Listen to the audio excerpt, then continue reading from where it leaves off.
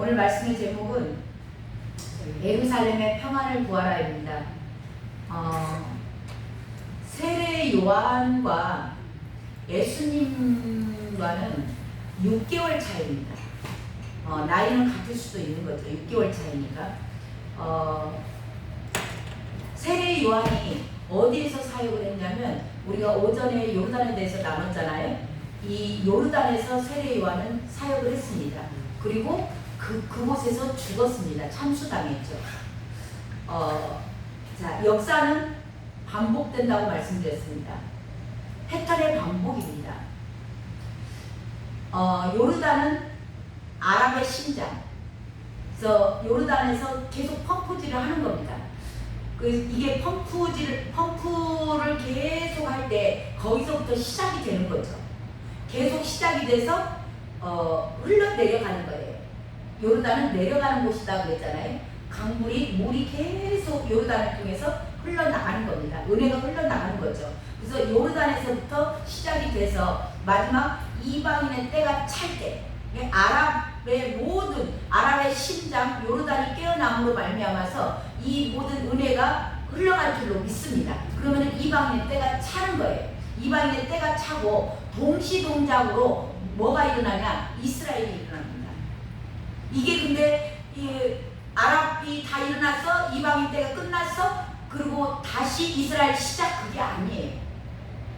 동시동작으로. 아까 말씀드렸잖아요. 자, 세례 요한과 예수님과는 6개월 차이입니다. 그러니까 예수님의 사역이 언제 시작이 됐냐? 33살. 그러면 그 안에 세례 요한이 준비하는 기간과 예수님 탄생과 6개월밖에 차이가 안 나요. 그래서 이게 접해져서 가는 겁니다. 이 패턴으로 역사는 반복될 줄로 믿습니다.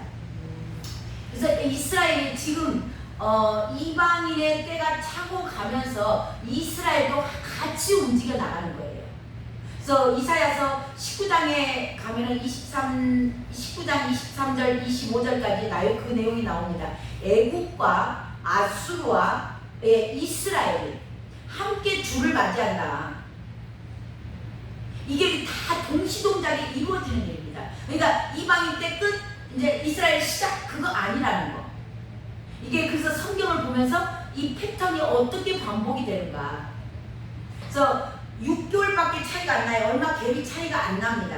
그동안은 몇 년, 30년이라는 세월을 같이 가는 거예요. 이스라엘도 같이 움직였고, 이방인도 같이 움직여 나가는 시기다. 자, 그게 이제 세례 요한의 사역이 3절에 나와 있죠. 3절 한번 읽어볼까요? 40장, 이사야 40장 3절입니다. 이게 세례 요한의 사역이에요. 자, 시작. 외치는 자의 소리여 이르되 너희는 광야에서 여호와의 길을 대비하라. 사막에서 우리 하나님의 대로를 평탄케 하라. 예. 저와 여러분이 재림 예수님을 기다리시는 줄로 믿습니다. 예수님을 기다리는 자들은 이 세례 요한처럼, 세례 요한의 영성으로 저와 여러분이 주님 오실 길을 예비하는 거예요. 준비하는 겁니다. 대로를 평탄케 하는 거. 왕의 대로를 평탄케 하라. 왕의 대로가 이 요르단에 있어요. 그래서 자, 저와 여러분의 이 사명이 지금 여기 나오는 거예요. 이 세례 요한의 영성으로 저와 여러분이 세례 요한처럼 일어나는 거예요. 근데 이 세례 요한이 어디서 사역을 했다고 나와요? 광야와 사막. 그 평탄한 곳, 막 그냥 복음이 정말 편만하게 잘 전해진 곳, 그런 데서 하는 게 아니에요. 그 광야와 사막에는 불뱀과 정갈밖에 없어요. 다 어둠의 영들이 짐치고 있는 곳입니다. 이게 이스라엘을 둘러싼 아랍권들이에요. 그곳에서 저와 여러분이 광야에서 여호와의 길을 예배해야 될 줄로 믿습니다. 그리고 사막에서 하나님의 대로를 평탄케 하라. 왕의 대로를 평탄케 하실 때 주님께서 카펫을 쫙 깔고 그 카펫 위로 우리의 신랑 되신 예수 그리스도께서 걸어오실 줄로 믿습니다. 누가 주님을 만나요? 그 카펫을 깔고 주님 오실 길을 평탄케 합니다. 그래서 이 역사는 반드시 반복된다는 걸 기억하시기 바랍니다. 그리고 지금 이스라엘에게 저희가 요르단을 거쳐서 이제 이스라엘로 넘어갔잖아요. 그 이스라엘의 살롬 예루살렘을 외쳤습니다. 자, 거기에 이제 우리가 선포한 게 2절이에요. 2절 읽습니다. 너희는 시작. 너희는 예루살렘에 마음에 닿도록 말하며 그것에게 외치라. 그 노역의 때가 끝났고 그 죄악이 사함을 받았느니라. 그의 모든 죄로 말미암아 여호와의 손에서 벌을 배나 받았느니라 할지니라. 아멘, 아멘, 아멘. 예루살렘에 노역의 때가 끝났습니다. 예, 저와 여러분이 성장을 하면서 이방인들이 한국교회에 예수 그리스도가 들어오고 그리고 한국교회가 준비되는 동안 이스라엘에 그냥 있었던 게 아닙니다. 그들도 때가 착 간 거예요. 그래서 이번 샬롬 예루살렘 우리가 집회를 통해서 그 컨퍼런스를 통해서 이 노역의 때가 끝났음을 선포한 거예요. 그들은요 정말 우리를 너무 반겼어요. 정말 우리가 ICC에서 그 실내에서 이틀 예배를 드렸고 하루는 베들레헴은 팔레스타인 땅이에요. 팔레스타인 땅 베들레헴과 예루살렘이 멀지 않아요. 근데 베들레헴은 팔레스타인 땅, 예루살렘은 이스라엘 땅. 그래서 예루살렘에서 이틀, ICC에서 예배를 이틀 드리고 팔레스타인으로 넘어갔어요. 근데 그 예배를 드릴 때 주님께서 얼마나 기뻐하시는지 몰라요. 거기 온 모든 사람들이 느꼈을 거예요. 아니 그걸 영상으로 본 사람들도 느꼈을 겁니다. 내가 이 예배를 얼마나 기다린 줄 아느냐. 정말 주님이, 저는 개인적인 감동으로 주님이 저를 안아주는 그런 느낌. 너무 고맙다.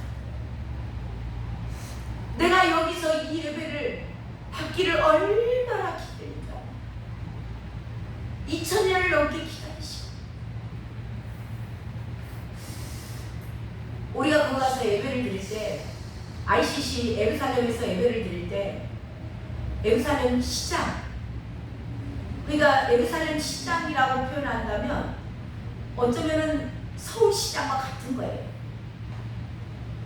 그분이 나와서 유대인이잖아요. 신약성경 두 구절을 말하더라고요.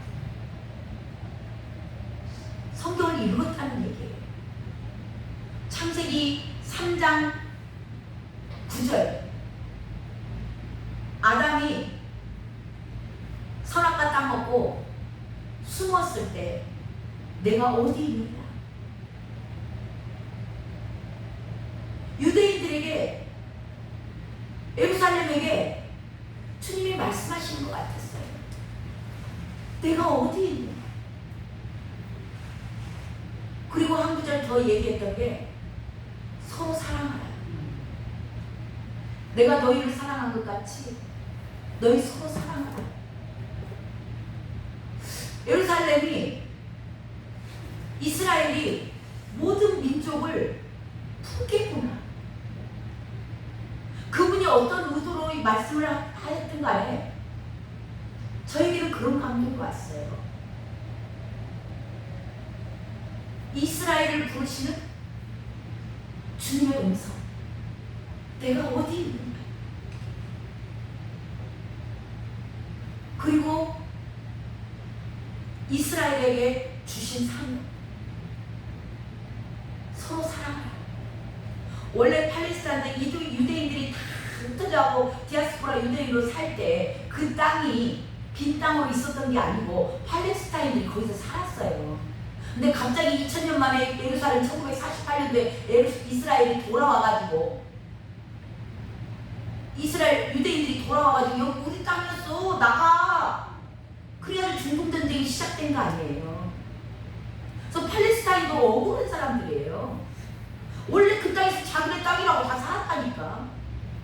근데 갑자기 유대인이 와갖고 나가 나가 비껴가고 지금 계속 비껴가지고 지금 그 베들레헴에 사는 거예요. 우리에게 주는 그 사명 같았어요. 그리고 베들레헴에 가서 예배를 드렸는데 베들레헴 시장은 아랍 사람이에요. 그건 팔레스타인 땅이니까. 유대인하고는 이 이스라엘하고는 이제 앙숙인 거죠. 계속 싸우는 거. 하마스, 헤즈볼라 다 팔레스타인들이잖아요. 자, 그 베들레헴 시장은 그런 얘기를 하더라고. 예수님을 통해서 전 세계로 퍼져나갈 거라. 예수님이 탄생한 곳이잖아요. 베들레헴이. 예수님의 탄생교회가 거기에 있어요. 그 베들레헴은 살아있다고. 예수님이 살아있다라는 음성 같았어요. 그들이 예수 그리스도를 인정하지 않지만 예수님은 베들레헴 살아있다고 얘기합니다. 그러면서 우리에게 당부했던 게 있어요. 이 예수님의 메시지를 전 세계를 다니면서 전하는 자가 되길 바란다고. 팔레스타인들이 그렇게 될 줄로 믿습니다. 자기네들 사명을 선포할 줄로 믿습니다. 그러면서 그들이 얼마나 기뻐하는지 몰라요. 왜냐하면 지금 팔레스타인하고 그 이스라엘에 우리 그 몇 년도에 2023년도?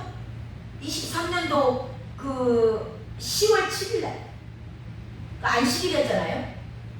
가지고 하마스가 이스라엘 그 나라들 다 그 동네에 들어와가지고 죽이고 인질로 잡아갔잖아요. 200몇 명. 그 사건 이후로 세계의 보도가 지금 이스라엘과 팔레스타인 계속 전쟁이에요. 그러니까 나라들마다 그곳에 가게 해요? 못 들어가게 해요? 못 들어가게 하는 거예요. 그러니까 2023년도부터 3년간 이 땅은 팔레스타인 땅도 마찬가지, 이스라엘도 마찬가지, 완전히 황무한 곳이 된 거예요. 들어오지 않아. 왜? 위험지역이니까. 국가들이 못 가게 여행 금지 구역으로 묶여진 거예요. 아무도 안 오는 그 땅에 우리 거의 한 3,000명, 5,000명 정도 될 겁니다. 스태프들이 한 1,900 몇 명이고 우리 간 사람들이 거기 앉았던 사람 그 좌석이 3,200석인가 된다는데 꽉 찼으니까. 그리고 아이들이 따로 있었어요. 그러니까 거의 전 세대를 합치면 5,000명 가까이 되는 거예요. 그 많은 사람이 그 땅을 밟은 거야. 우리가 입장을 바꿔놓고 생각해보세요. 3년간 아무도 안 오는 우리 땅에 이 수도 없이 많은 세계에서, 대한민국에서만 온 거 아닙니다. 세계 50개 국가에서 다 들어왔어요. 우리 비전스쿨이 열리는 그 나라들. 그들이 와가지고 샬롬 예루살렘을 외치면서 그 평화를 외치면서 기도해주고 찬양할 때 얼마나 기뻤겠냐고. 우리가 처음에 ICC에서 예배를 드릴 때는 히브리 찬양도 했다고요. 그 자기네들 나라 말로 찬양을 해주는 거야. 우리가 어디 갔을 때 아리랑 우리 한국말로 찬양을, 외국인들이 머리는 노랗고 눈은 그 새파랗고 한 사람이 아리랑 하고 있다고 생각을 해보세요. 얼마나 감격이겠냐고. 우리가 가서 히브리 찬양을 할 때 시장들의 마음, 그들의 마음이 뭉클하지 않았을까요? 그걸 실질적으로 표현하는데 너무 고맙다. 아무도 밟지 않은 이 땅에 당신들이 와줘서 이제 소망이 생긴 거예요. 그러면서 베들레헴 시장 같은 분이 가서 예수님을 전 세계에 알리면서 베들레헴 살아있다고 말해 주라더라고요. 참 너무나 감격 가운데 예배가 드려졌어요. 거리 찬양을 하는데 샬롬 샬롬 예루살렘. 저는 지금도 샬롬 샬롬 예루살렘 자다가도 귓가에서 몇 명 돌아요. 그러면 가슴이 뭉클하고 코가 찡해지는 거예요. 그 감격이 그대로 있더라고. 3.5km라는 거리를 우리가 거리 행진을 했어요. 악기 하나씩 다 듣고. 그 땡볕에 조금 이따 제가 영상으로 보여드릴게요. 이제 짤막하지만 정말 감격 가운데 그 예배를 드리는데 사탄이 가만히 있을까요? 우리 최가을 본부장님 그 베들레헴에서 메시지 전하는데 갑자기 아잔 소리가 더 들리는 거야. 그 시간 딱 맞춰서 아잔 소리가 들리는 거예요. 해필 최가을 본부장 메시지 전하는데 한참 또 우리가 주여 삼창을 하고 기도하고 그 아잔 소리 끝날 때까지 기다렸다가 다시 메시지를 전하고 그랬어요. 너무나 감사하고 너무나 기뻤고 주님이 얼마나 기뻐하시는지. 그러면서 내 백성을 이루하라. 이제 그들의 노역의 때가 끝났다. 내 백성을 이루하라. 그 1절 말씀이에요. 1절에 너희의 하나님이 이르시되 너희는 이루하라. 내 백성을 이루하라. 주님은 이스라엘에 진노하셨습니다. 그들의 만군의 하나님 여호와만을 섬겨야함에도 불구하고 그들이 우상 숭배를 하고 거짓 예언을 하고 말씀대로 살지 않고 그렇게 불러도 대답 없는 일이며 주님은 그렇게 예루살렘을 부르셨어요. 그래도 돌아오지 않는 그들, 그 많은 선지자들을 죽이고 예수님 보냈는데 예수님마저 죽이고 예수님이 예루살렘을 성을 바라보면서 우셨던 것은 이미 그들이 어떤 미래를 받을 것인가에 대해서 주님은 아셨어요. 그래서 예루살렘 성을 향해서 주님은 바라보고 우셨습니다. 홀로코스트를 저희가 갔어요. 홀로코스트 기념관. 나치에 의해서 600만 명이 학살을 당한 그 모든 것들을 기념해 놓은 장소예요. 600만 명이 아니죠. 1000만 명 정도 죽었다고 해요. 유대인들이. 네. 디아스포라로 흩어져 다니면서 멸시당하고 무시당하고. 주님은 조금 진노하셨어요. 근데 너무나 얘 좀 때려, 얘 좀 손 좀 봐줘라 하고 조금 진노하셨는데 너무나 심하게 때린 거예요. 씨를 말릴, 유대인들의 씨를 말리라고 했잖아요. 그것을 보시면서 우리 주님이 우셨다. 그래서 예루살렘을 바라보며 우셨던 게 이걸 이미 아셨던 거예요. 내 새끼들이, 내 자식들이 어떤 해를 당할 것을 주님은 아셨어요. 그 기념관에 갔는데 우리들도 많았지만 그 유대인 이제 그 청소년들, 대학생들, 그들이 엄청 거기로 오더라고. 그걸 보면서 그들이 뭘 배울까요? 우리 조상들을, 우리 선조들을 저렇게 학살하고 저렇게 죽이고 저렇게 무시하고 그 사람들을 다 보고, 우리는 언어가 모르니까 그냥 그림만 보고 다니죠. 누가 해설해 주는 사람도 없고. 근데 그림만 봐도 너무나 기가 막힌 그 신발, 어마어마한 신발들, 그 다 죽은 사람들 신발인 거예요. 우리 망월동에 가면 뺑 둘러서 죽은 사람들 사진 있잖아요. 거기도 거기에 있는 모든 사람들 다 있는 거예요. 책도 있고 죽음의 영이 가득 차 있었고. 자, 저 애들이 저 설명을 들으면서 증오가 일어나지 않을까요? 분노하지 않을까요? 미움이 일어나겠죠. 악순환의 연속이 됩니다.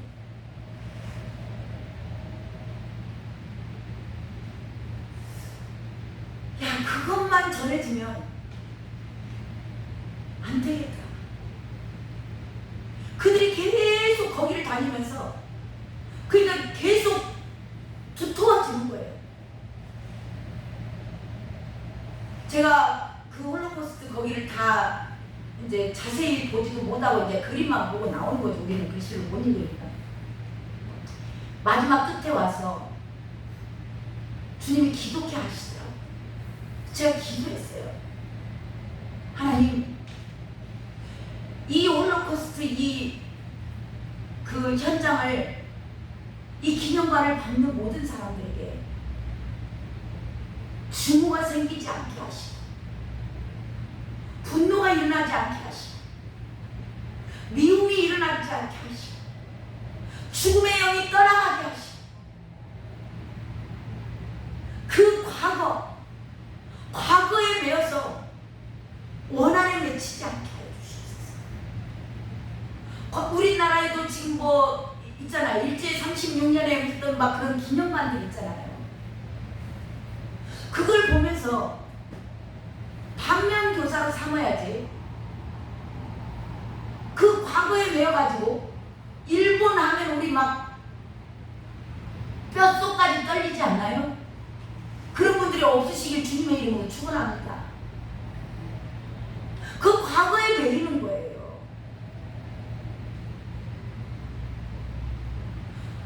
하나님, 저 젊은 청년들이, 저 청소년들이 하나님 이거 설명을 들으면서 이제는 분노와 그런 원한이 생기지 않게 하시고, 정말 여기서 이제 그들이, 그럼에도 불구하고 하나님께서는 이스라엘을 1948년도에 회복시키셨어요. 놀랍게 잘 삽니다. 거기 질서와 정연해. 요르단과는 천지탈판이에요. 요르단도 못 사는 나라는 아니지만 정말 이스라엘은 깔끔하고 정리정돈이 잘 돼 있어요.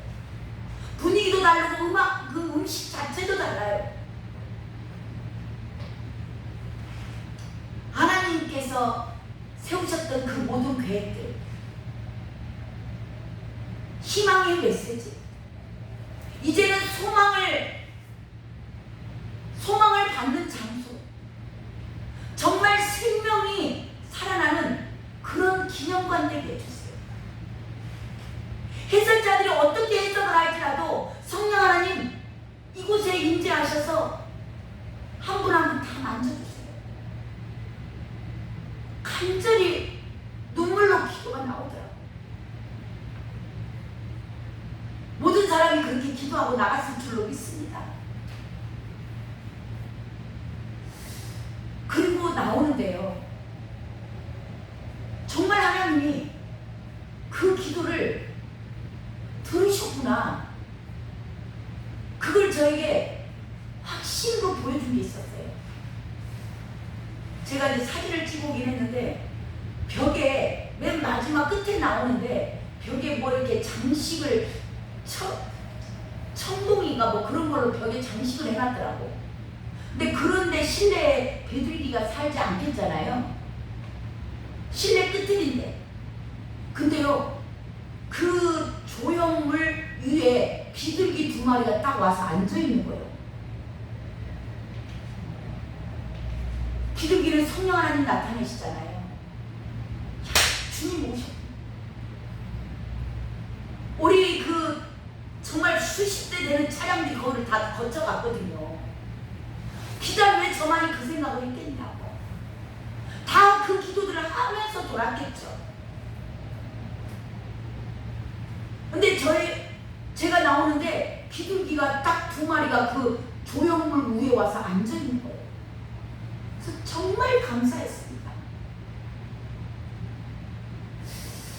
하나님은 잠깐 조금 진노하셨는데 사람이 너무 이스라엘 민족들을 완전히 말살시키고자 너무 심하게 했던 그 홀로코스트 기념관. 주님의 마음이 어떠했을까? 정말 눈물이 절로 나오는 그런 시간이었습니다. 저희 이제 투어를 하는데 여자 가이드가 올라오셨는데 그분이 올라오기 전에 저한테 하나님이 놀랍게 그 임재를 느끼게 하셨어요. 그리고 너무 기뻐하시면서 막 마음에 감동이 되더라고. 그래서 내가 이거 뭐지? 제가 뭐 기도한 것도 없고 그런데 갑자기 저한테 그 하나님의 임재가 느껴지고 갑자기 눈물이 핑 돌고 막 그래서 뭔 일이지? 뭐지? 주님 뭐예요? 내가 이제 그렇게 기도하고 있는데 그 가이드가 딱 올라오는 거야. 저분 때문인가? 그랬어요. 근데 그 가이드가 자기를 소개하는데 자기는 메시아인 줄 유대인인 거예요. 크리스천인 겁니다. 그러면서 그분을 주님이 너무 기뻐하신다. 아, 그걸 미리 보여주셨구나. 그걸 알았어요. 이분이 했던 많은 내용 가운데 한 가지가 기억이 납니다. 세계가 이스라엘을 우리나라를 주목하고 방송이야 뭐야 다 미워한다는 거예요. 그리고 이제는 이 땅을 오지도 않는다. 1923년도 그 하마스 전쟁 이후로 가자지구 이스라엘 박살냈잖아요. 아무도 우리를 찾아주지 않고 우리를 너무나 대접을 하고 우리 유대인들을 너무 미워한다. 코너로 몰아간다. 그러면서 자기네들은 특별하게 누구에게 해를 끼친 적이 없대요. 그런데 전 세계가 왜 우리를 주목해서 미워하는지 모르겠대요.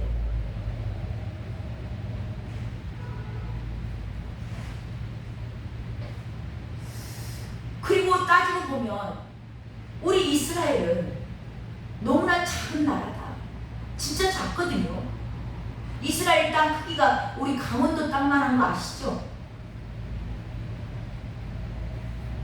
가장 작은 나라예요. 그 신명기에인가 기록되어 있잖아요. 왜 이스라엘을 택했는가? 가장 작기 때문이다. 정말 작은 나라다. 근데 왜 세계가 온통 우리를 주목하고 미워하는지 모르겠다. 대적하는 이유, 미워하는 이유, 그거를 본인이 깨달았대요. 왜 그런지를. 그게 뭐냐면 하나님께서 택한 나라이기 때문에 그렇다. 본인이 깨달았다. 하나님께서 택한 민족이기 때문에 전 세계가 자기네 나라를 특별히 잘못한 것도 없고 뭐 크지도 않고 아주 조그만한 나라를 그래서 미워하는구나. 그걸 깨닫고 이제 우리는 충분한 대가를 치르겠다. 라고 각오하고 결단했다 하더라고요. 하나님의 택하심이고 하나님의 뜻이라고. 자기들은 그것을 충분히 감당해내야 되겠구나. 대가를 치러야 되겠구나. 그게 얼마나 은혜가 됐는지 모릅니다. 저와 여러분요, 하나님께서 저와 여러분을 택한 자들이라면 저와 여러분은 이유 없이, 잘못한 것 없이, 그렇게 능력이 있는 것 같지도 않은데 괜히 미움받을 수 있어요. 왕따 될 수 있습니다. 앞으로 그렇게 갈 겁니다. 지금까지 그런 일이 없었다면 앞으로 저와 여러분이 정말 하나님으로부터 택한 자라면 교회 안에서도 왕따요. 교회 공동체라고 모이는 목사들의 모임, 성도들의 모임에 가도 저와 여러분은 왕따 당할 수 있어요. 미움받을 수 있습니다. 잘못한 것 없이 대적이 될 수 있어요. 그랬을 때 이 말씀을 기억하시기 바랍니다. 그들이 무슨 결단을 했다고요? 우리가 충분한 대가를 치르리. 하나님의 택한 백성이라는 이유로 저와 여러분 마지막 때 이 대가를 다 치러야 될 줄로 믿습니다. 세상은 물론이죠. 세상뿐만이 아니요, 공동체 안에, 주님의 이름으로 모인 공동체 안에서도 미움받을 수 있어요. 이게 성경에 기록되어 있다는 거 기억하시기 바랍니다. 오늘 말씀에 결론을 내리고자 합니다. 오늘 말씀의 제목은 예루살렘의 평안을 구하라예요.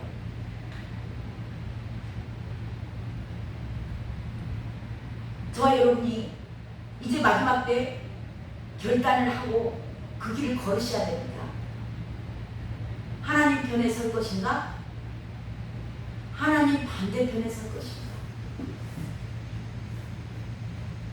하나님 편에 선 자들, 하나님의 택한 자들은 하나님 편에 설 것입니다.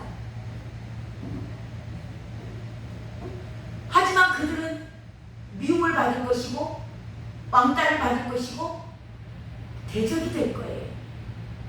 세상 사람들의 대적이 될 것이고 종교 놀이를 하고 있는 자들의 대적이 될 것입니다.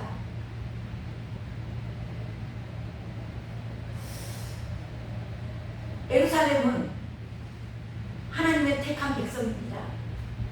이스라엘은 하나님이 택한 민족입니다. 저와 여러분이 예루살렘의 평안을 구하는 자 되시길 주님의 이름으로 축원합니다. 예루살렘의 평안을 구하는 자들은 하나님 편에 선 자들이에요. 시편의 122편 6절에 가면 예루살렘을 위하여 평안을 구하라. 예루살렘을 사랑하는 자는 형통하리로다. 형통하기 위해서 예루살렘 평안을 구하는 게 아닙니다. 예수 그리스도를 사랑하는 자들이라면 예수님께서 그 가슴 아파 예루살렘 성을 바라보고 우셨던 그 주님의 심장이 있는 자들이라면 그들은 예루살렘의 평안을 구할 것입니다. 내가 사랑하는 분이 택한